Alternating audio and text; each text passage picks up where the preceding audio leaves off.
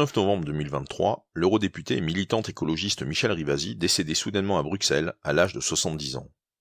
Les jours suivants, la tribune Ensemble nous gagnerons, en hommage à l'engagement et au courage de Michèle Rivasi, fut signée par plus de 150 associations, collectifs et personnalités de la société civile.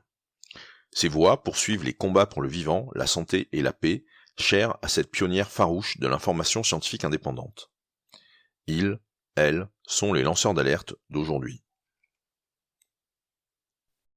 Aujourd'hui, sur Ensemble nous gagnerons, nous rencontrons Thierry Thévenin, le porte-parole des Simples, le syndicat professionnel des productrices et des producteurs de plantes aromatiques et médicinales. Bienvenue dans cette série d'entretiens Ensemble nous gagnerons avec des lanceurs d'alerte, des personnalités, des associations en lien avec les combats politiques et citoyens de Michèle Rivasi. Aujourd'hui, avec nous, nous accueillons Thierry Thévenin, le porte-parole des Simples, le syndicat professionnel des productrices et des producteurs de plantes aromatiques et médicinales. Bonjour Thierry. Bonjour. Alors, je vous ai proposé qu'on ait cet entretien ensemble pour que vous puissiez un peu nous raconter la situation sur les plantes médicinales et les enjeux qui ont fait que le syndicat des Simples s'est créé et qu'il y a eu comme ça toute une mobilisation de la profession des producteurs de plantes médicinales et aromatiques.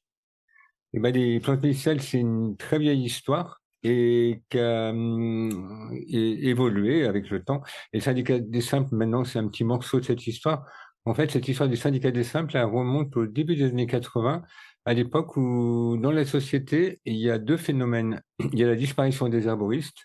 Les derniers herboristes qui ont été certifiés avaient été certifiés en 1941, donc les années 80, c'est l'âge où ils partaient à la retraite, où ils décédaient. C'était la fin de quelque chose.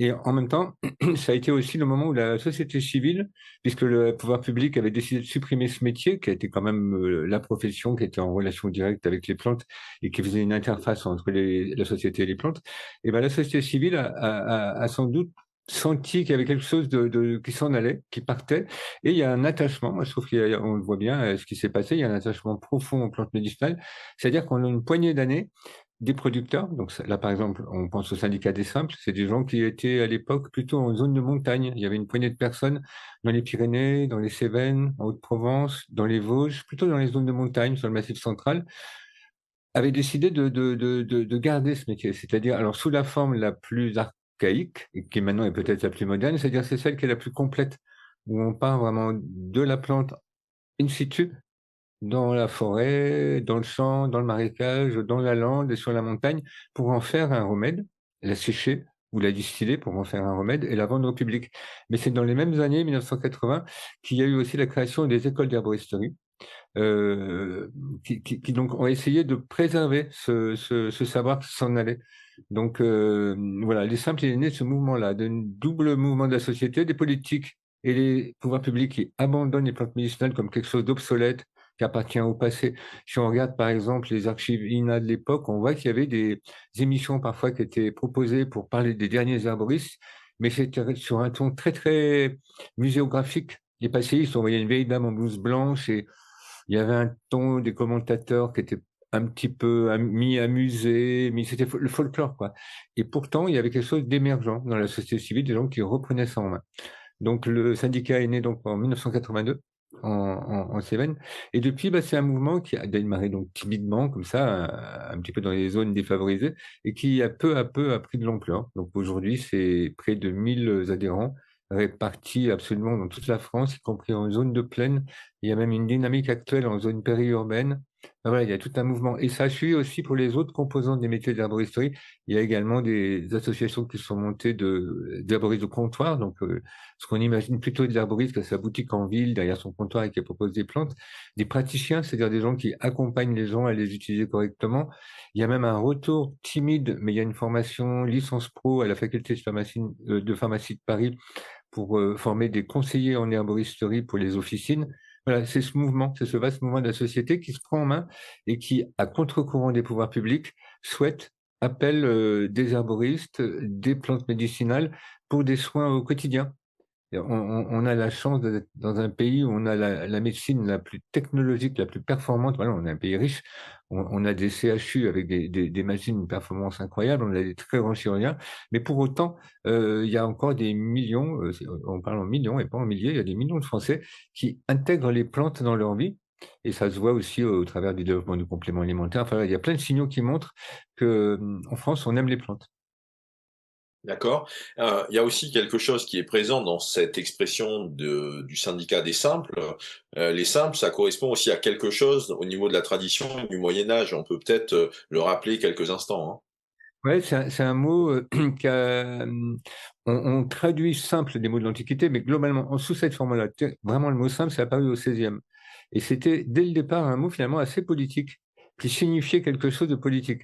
Le XVIe, c'est vraiment la période où on commence à importer massivement des drogues du Nouveau Monde, et donc il y a une émulation dans le monde des apothicaires qui se développe. Il y a une classe aisée qui se développe et qui souvent fabrique ce qu'on appelle des thériaques, c'est-à-dire c'est des remèdes qui sont extrêmement compliqués et dedans on trouve des perles de la graisse d'ours, enfin on peut trouver jusqu'à 100, 130 ingrédients de bézoard, des trucs, on ne sait même plus très bien ce que c'est. Et donc c'était des remèdes qui étaient très, très coûteux, qui étaient réservés à une élite.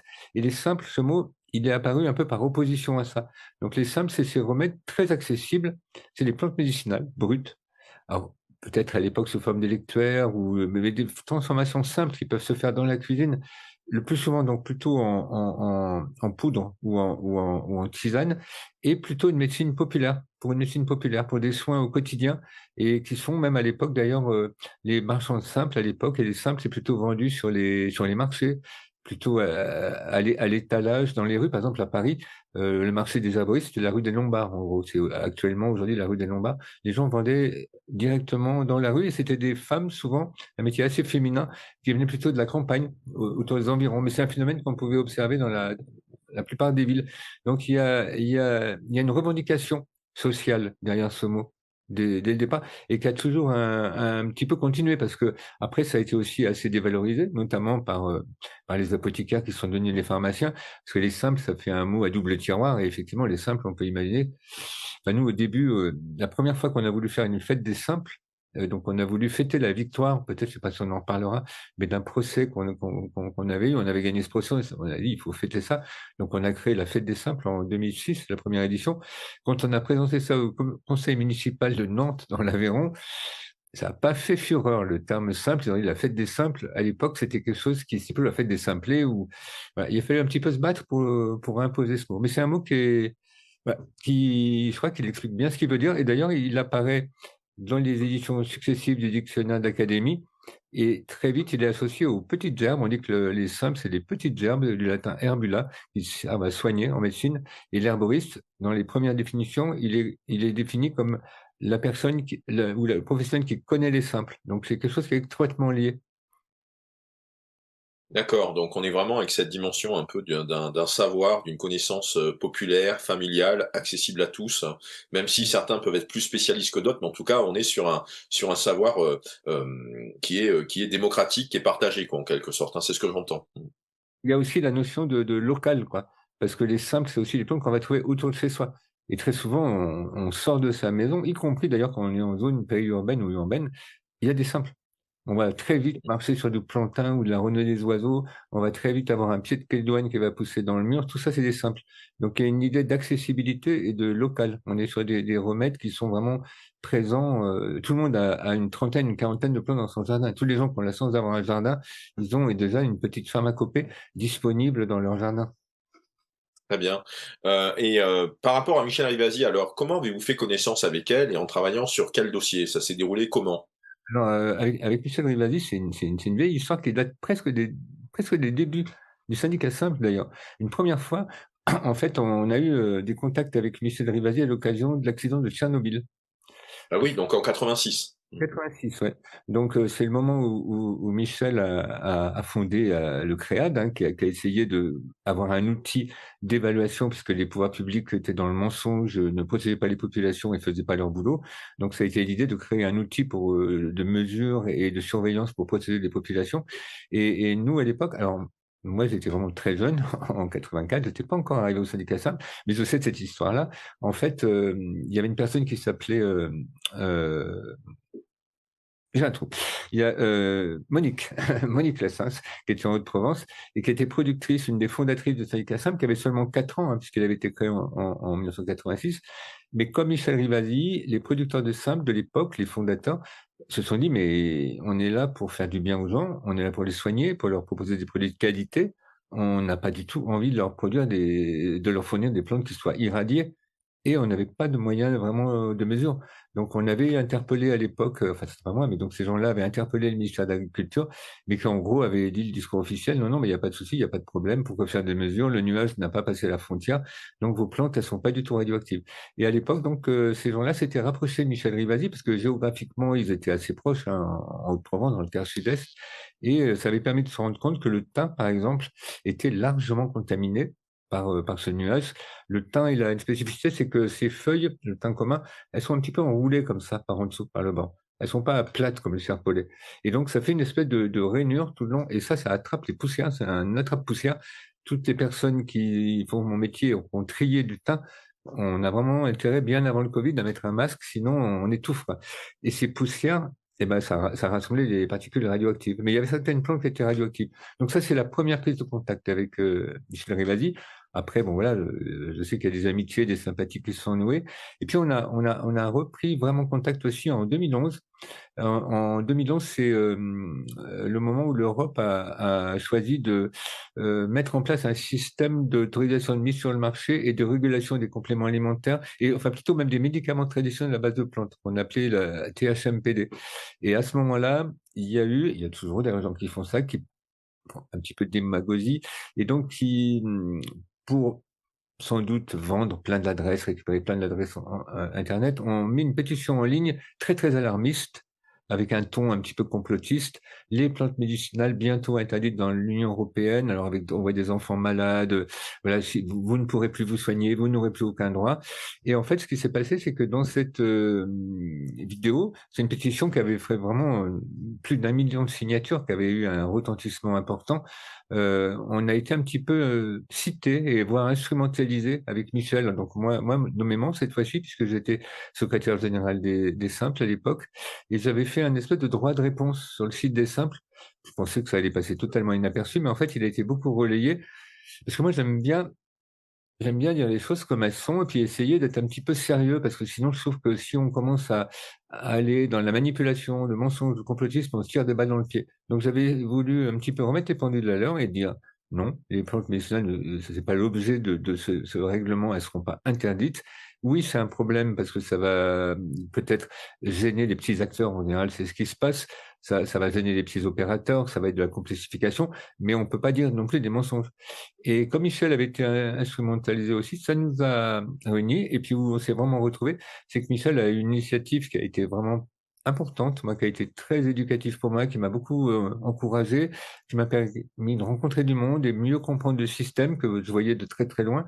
Elle a organisé au Parlement en juin donc 2011 une journée de concertation avec l'Agence européenne du médicament, avec la DG Sanco, donc l'organisme qui s'occupe de tout ce qui est plutôt alimentaire en Europe, avec des grands opérateurs, des industriels. Enfin, elle a réussi à faire ce tour de force, de réunir tout le monde autour de la table, d'une manière à sa manière, c'est-à-dire extrêmement citoyenne et transparente, c'est-à-dire qu'il y avait des captations vidéo. Je pense que si ça se trouve, on peut encore aller les voir sur Internet. Tout était parfaitement clair, accessible, et ça a montré des choses vraiment intéressantes. Moi, ça a un petit peu montré que il y avait du possible. Ça a ouvert des fenêtres, ça a ouvert des portes. Par exemple, j'étais arrivé avec quelques questions. Moi, quelque chose qui me tient beaucoup à cœur, c'est les savoirs oraux, la tradition orale, qui sont extrêmement importants. C'est vraiment un corpus énorme, les savoirs traditionnels transmis de génération en génération. Il y a encore, même en Europe, on est quand même un grand continent, beaucoup de régions où il y a encore beaucoup de transmissions orales qui se font. Mais même moi, j'ai eu la chance dans ma famille d'avoir la transmission orale. Moi, c'est une de mes questions. Bon, bah, THMPD, c'est bien, mais on fait quoi avec les savoirs oraux? Et j'ai été vraiment surpris et agréablement surpris, parce que je m'attendais à ce qu'on balaie d'un revers de manche en disant ça, c'est le passé, ça n'existe pas. Je me rappelle très bien, ça m'a marqué que la personne de l'EMA, après s'être un petit peu repassé la patate chaude, les gens de l'EMA, de la GESANCO, ils ont dit oui, c'est un problème. Et ça veut dire que c'était quelque chose de recevable. Donc je me suis dit, bah, ça vaut le coup de se battre. Et j'ai plus vu l'Europe ou a fortiori le gouvernement français comme quelque chose qu'on subit, contre lequel on râle, éventuellement on va faire une manif, mais donc contre lequel on peut rien. Je suis sorti de cette idée-là que j'avais un petit peu, je l'avoue, en me disant non, c'est compliqué parce qu'on a des petits moyens. Le syndicat simple, il y a très peu de moyens financiers, il n'y a pas beaucoup de moyens humains, mais on a des arrêtons de râler, on se retrousse les manches et on y va. Et on va voir les administrations, on va voir les institutions, on va voir les politiques. Et voilà. Mais je crois que ça, c'était un petit peu la magie de Michel, c'est qu'elle avait vraiment envie de se battre et elle était un peu contagieuse. Et si on avait un terrain favorable, comme je crois que je l'ai un petit peu aussi, moi, ça a été vraiment une journée très importante pour moi. Oui, ben effectivement, c'est un peu, ce que souvent, c'est ce qui ressortait de la tribune «Ensemble nous gagnerons», c'est la façon dont effectivement, Michel Rivasi, pour insister sur l'énergie, renouvelable qu'il fallait avoir, qui était nécessaire pour pouvoir, persévérer et ne jamais lâcher, et simultanément sa manière d'être, sa manière d'aller au front faisait que elle était, elle donnait du courage à tous les autres autour, et elle donnait, on pourrait dire, presque de l'espoir aux gens autour d'elle, quoi. Enfin, en tout cas, il y avait, puisqu'elle avait réussi à travers la création de la CRIRAD à renverser la table d'un mensonge d'État qui était très très bien installé, quoi. Euh, Peut-être peut-on revenir aussi sur le... Là, du coup, aujourd'hui, du côté des simples, quelles sont les priorités, quels sont les sujets chauds ou les urgences que vous avez à gérer dans les dossiers, là? Alors, il y en a une pléthore. Oui. Oui, ça part un petit peu dans tous les sens. Dans les grandes lignes, il y a des sujets qui existent depuis le début. Ça va être les conditions de commercialisation. Ça, c'est toujours pas vraiment résolu. Il y a du progrès, hein, ça a avancé petit à petit.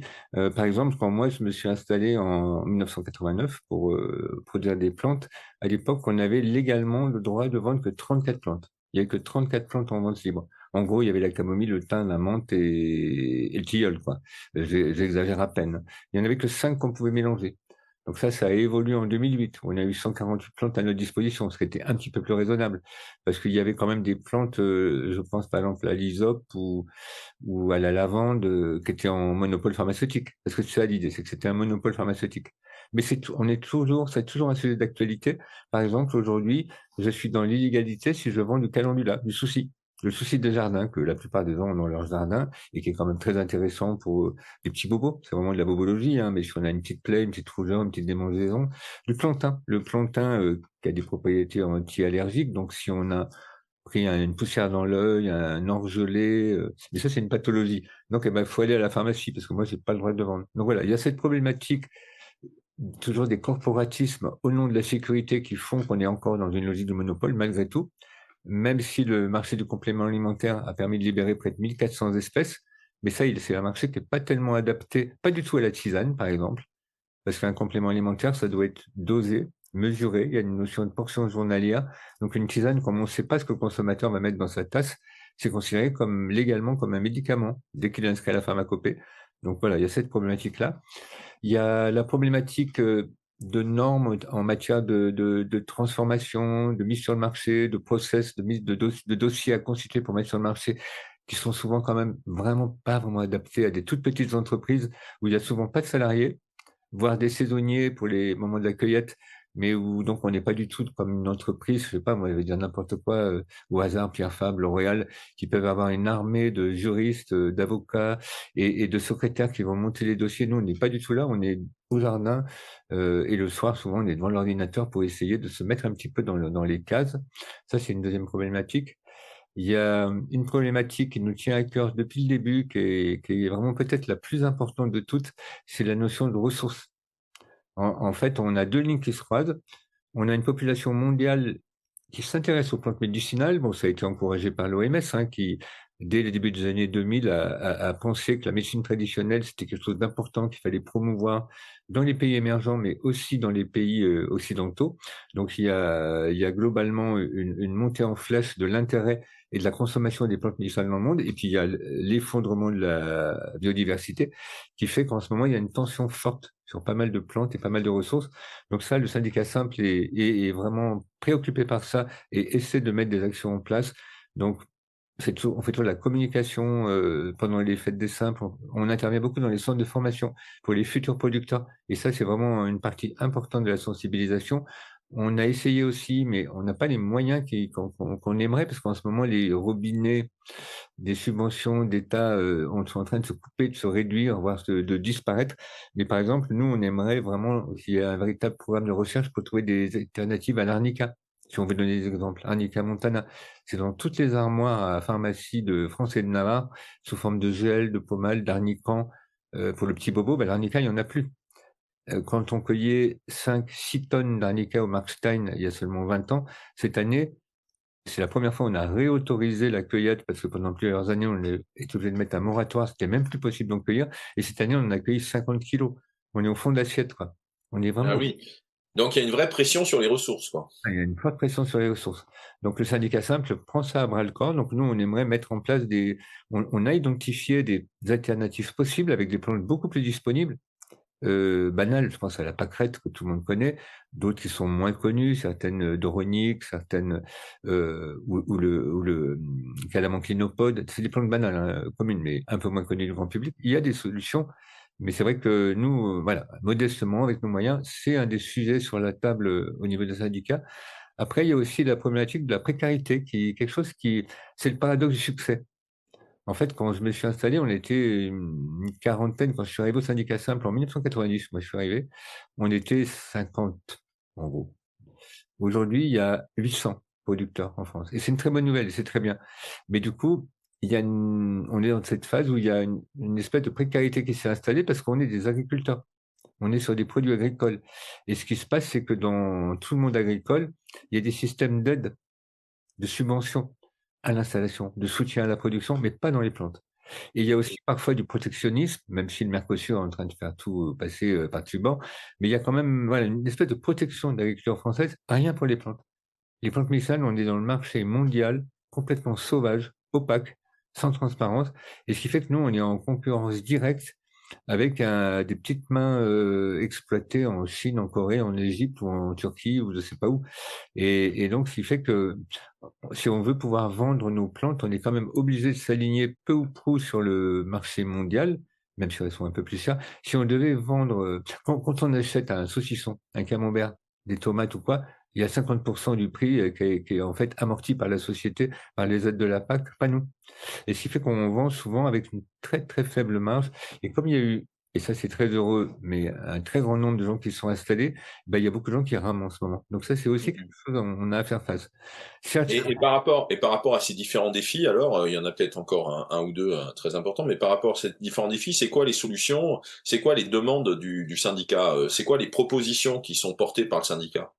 alors ben, les propositions, on a jusqu'à présent quand même eu des aides, pas du tout à la production, et c'est même pas ce qu'on réclame, parce que je crois pas que ce soit très sain, et moi je suis pas du tout un apôtre de la PAC, mais au moins des aides à l'organisation, donc à trouver ces solutions alternatives, des aides aussi au moment de l'installation ou de l'accès à la terre. Donc on attend quand même des pouvoirs publics qui encouragent cette filière qui est assez vertueuse. Moi, j'aime bien rappeler quand même qu'une des sources majeures de pollution, c'est les molécules pharmaceutiques, qu'elles soient utilisées dans les élevages ou dans la pharmacie de lambda ou dans les hôpitaux, c'est une des sources majeures de pollution. Donc, je pense que la filière plante médicinale, elle a quelque chose de très vertueux en travaillant de manière locale, comme ça, écologique, et elle évite des pollutions assez énormes. On aimerait être mieux accompagné par les pouvoirs publics et souvent financièrement pour des projets, voilà, c'est alternative à l'arnica, ou pour réfléchir comment, par exemple, euh, l'aide l'agriculture biologique, dont la plupart des adhérents simples sont labellisés agriculture biologique, on voit que toutes les aides sont en train de se couper, de se réduire. On est en train de tuer l'agriculture biologique. On va tuer la filière plante en même temps. Donc c'est un vrai soutien de cette filière-là et un vrai accueil. Et ce qui se passe, c'est qu'on est sur un phénomène en ce moment droitisation de la France et de privatisation de tout et de destruction des services publics. Donc en fait, on est gentiment en train de passer d'un moment donné où on avait un office dédié aux plantes médicinales qui s'appelait ONIPAM, que moi j'ai connu donc de mon installation jusqu'en 2015 ou 16, j'ai pas la date exacte. Après, on a été noyé dans France Agrimaire, qui est l'office, toujours établissement public, mais qui s'occupe de forêt, de pêche, de chasse, de camembert, d'huîtres et de plantes médicinales. Et là, maintenant, gentiment, on voit bien qu'on est en train d'éteindre France Agrimaire, de le couper des vivres et de lui fermer la porte, et on crée des interprofessions, où l'interprofession, c'est elle qui va drainer les capitaux publics et qui va le redistribuer. Sauf qu'à l'interprofession, on a demandé à faire partie de cette interprofession, on a envie d'en faire partie. Il paraît qu'on est un peu petit et que économiquement, on n'est pas capable de montrer une assez grande visibilité pour avoir droit de vote. On sera peut-être seulement consultatif avec un espèce de strapontin. Donc nous, on a une des problématiques, c'est de ne pas se faire oublier. Donc ça nous oblige à déployer de plus en plus d'énergie pour aller toquer au port des ministères, pour aller toquer au port des politiques. Après, on attend aussi le soutien des politiques. Et on en a quelques-uns. On a fait récemment des rencontres au CPP à Nyons, dans la Drôme. C'est le berceau un peu historique de la formation pour les producteurs de plantes médicinales. C'est depuis 1985, le centre de formation agricole de Nyons propose une formation longue qui a pris différentes formes avec le temps pour produire des plantes médicinales. Moi-même, je suis un élève de Nyons, quoi. On a réuni à peu près tous les métiers de l'arboristerie et on a été assez heureux de voir que Guillaume Gontard, Le sénateur sénateur écolo, ouais. président du groupe écologiste au Sénat, Marie-Pierre Monnier, sénatrice de la Drôme, qui était dans la mission d'information de Joël Labbé sur les métiers d'arboristerie, était présente. Marie Pochon, elle était là en visio parce que ce jour-là, c'était la niche du RN à l'Assemblée nationale et je pense qu'on était tous très contents qu'elle vote pour essayer de pas trop laisser passer d'horreur ce jour-là, mais elle était présente en visio. Voilà, il y a Benoît Biteau que j'avais invité sur la fête des Simples, la dernière fête des Simples au Pays de Loire. Tous ces gens-là sont intéressés, donc c'est un bon début. Il va se créer deux groupes parlementaires, un autour de Guillaume Gontard et Marie-Pierre Monnier au Sénat, l'autre autour de Marie Pochon à l'Assemblée. On va faire un colloque le 17 avril prochain au Sénat. Donc voilà, les solutions, ça va être d'interpeller les politiques, les agences. On a fait un gros travail collectif avec des médecins, des pharmaciens. Donc je dis nous, c'est les producteurs, hein. Fédération des paysans herboristes et syndicats simples. On a invité des arbristes de comptoir, les centres de formation, des représentants du monde de la pharmacie et de la médecine pour proposer l'aménagement correct de la liste des plantes médicinales possiblement vendues en France en dehors des pharmacies. Alors voilà, je reviens sur cette histoire de monopole, mais il y a encore, donc j'ai cité le calendula et le plantain, mais j'aurais pu citer le bleuet, la passiflore. Ouais, il y a pratiquement une centaine de plantes qui n'ont rien à faire dans le monopole pharmaceutique. Elles ne présentent aucun danger pour la population. La plupart du temps, quand vous allez en pharmacie, vous voulez les trouver sous une forme d'infusion, on va vous dire, bah, allez à l'herboristerie. On avait fait le test avant les auditions au Sénat, on avait été dans 12 pharmacies autour du quartier du Luxembourg, là, et à chaque fois, c'était, ah non, mais moi, j'ai pas ça, allez à l'herboristerie. Donc voilà, on a fait ce travail de mettre ça sur le bureau de l'ANSM, donc Agence nationale du médicament et des produits de santé. Voilà, il y a tout un travail de lobbying, hein, pour moi, c'est pas un gros mot, qui est à faire. Les solutions, elles sont de ce côté-là. C'est faire rejoindre le droit, la réglementation et l'encadrement avec les pratiques qui existent dans la société. Parce que les gens, de toute façon, ont envie de plantes depuis plusieurs dizaines d'années. Et s'ils trouvent pas près de chez eux, bah, ils vont sur Internet et ils les font venir de je sais pas où. Mais de toute façon, les pratiques sont là. Il s'agit simplement de leur donner une légitimité. Alors, les solutions, pour nous aussi, c'est pas les yeux fermés. On veut rester vigilant. On ne souhaite pas le développement d'une herboristerie qui soit industrielle, mondiale, sauvage et axée sur le profit et qui génère des catastrophes environnementales. Et il y a des zones de l'Himalaya comme au Dolpo, au Mustang, où on en est à 80-90% des plantes médicinales qui ont disparu par surexploitation. C'est Ah oui, catastrophique. d'accord. Il faut faire attention quand on est consommateur, quand on achète une plante. Je dis pas qu'il faut pas consommer étranger, hein, mais il faut être très vigilant parce que ça peut être une fausse bonne idée en termes de durabilité. Nous, on va en profiter, OK, on fait notre clic sur Amazon ou je sais pas où et on fait venir notre plante, mais notre fils, notre petit-fils ou notre petite-fille, il est pas sûr d'en avoir au rythme où on pioche dans le réservoir. D'accord. Comment vous soutenir, Thierry Thévenin? Comment soutenir le syndicat des simples? Comment augmenter l'impact de vos actions? Et ben, déjà, moi, je dirais, c'est si on en a les moyens, un peu logistiques, qu'on n'habite pas trop loin et qu'on a aussi les moyens financiers, c'est de faire vivre les petits producteurs qui sont le garant comme ça d'un respect de la ressource. Il y a une phrase très, très bête, mais au début du cahier des charges, parce que le syndicat simple, il y a un site, on peut aller voir le cahier des charges, on peut voir comment on travaille. Et il y a une phrase qui dit bien, enfin, on pense que ça dit bien ce que notre posture, c'est la terre n'est pas un outil de production, mais un partenaire vivant. Ça change tout. Alors bien sûr, on a parfois des motoculteurs, on a des pioches, on a des sécateurs, on fait de l'agriculture et on produit. Mais il y a un état d'esprit qui fait qu'on fait vraiment attention à ce qu'on fait. Donc c'est soutenir ces gens-là, acheter tout bêtement, hein, se soigner par là. Et c'est aussi éventuellement adhérer. Il y a des adhérents qui sont pas juste producteurs, mais qui sont des simples consommateurs et adhérents, et qui veulent soutenir ce mouvement-là. Et puis c'est voter. Il y a des municipales bientôt. Et après, il y aura une présidentielle et c'est interpeller vos élus. Quand c'est des législatives ou des sénatoriales, c'est ce qu'on appelle les grands électeurs. Mais qui élit, c'est quand même des gens qu'on a élus, nous, très localement. Les municipales, c'est quelque chose de très important parce que c'est un petit peu c'est un château de cartes. C'est la base. Après, il y a le président, là, qu'on met tout en haut, mais il y a quand même un château de cartes. Donc, les municipales, c'est très important, c'est dans pas longtemps. Et il faut vraiment interpeller les élus locaux et voir comment ils se positionnent, essayer de les pousser dans leur retranchement, parce que souvent au moment des élections, il y a des sources qu'on a envie d'entendre, mais c'est poser des questions et montrer que c'est un sujet citoyen et que oui, on pense surtout dans les phénomènes de pénurie de médicaments qui s'installent, dans le problème des déserts médicaux, que bien sûr, moi, je prétends pas du tout soigner un cancer. J'en ai eu un il y a pas longtemps et heureusement, j'ai eu un CHU et j'ai eu une médecine moderne qui m'a permis de vous parler aujourd'hui. Mais je pense que quand même les plantes dans ces déserts médicaux qui s'avancent, dans ce non-renouvellement des médecins, souvent, surtout dans les zones rurales et même ou périurbaines, hein, et ben, aller interpeller les élus pour voir c'est quoi vos positions, qu'est-ce que vous allez faire, vous, pour promouvoir les plantes médicinales.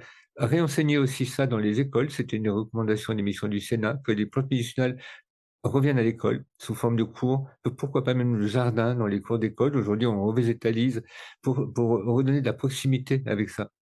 Et puis aussi soutenir peut-être d'autres actions qui sont, c'est pas forcément le syndicat des simples, mais qui matchent dans le même sens. Moi, je pense à tous les organismes en ce moment qui cherchent à protéger le foncier. On est à la veille d'un vrai bascule en termes de transmission de foncier. Il y a peut-être 70% des terres agricoles qui brutalement vont être transmises. Et en général, c'est relativement inaccessible et ça passe souvent maintenant vers des sociétés sous forme d'actionnariat. Et ben, c'est tout ce qu'on peut préserver. Ça va pas être là, beaucoup, hein. Mais toutes les miettes qu'on peut, c'est être vigilant. Et si les gens ont des moyens, et ben, qu'ils aident à participer à ce qu'une partie de ce foncier, ça soit pour installer des jeunes et qu'ils fassent des produits de qualité. Donc, il y a Terre de Liens qui peut, si on veut pas faire soi-même et qu'on peut pas, qui s'occupe de ça. Il y a Paysans de Nature aussi, qui est une association très, très intéressante qui monte en France, qui a démarré dans l'Ouest, qui maintenant est un peu nationale. Et puis, je pensais à la forêt. On est aussi dans un moment de bascule avec la forêt et les bocages.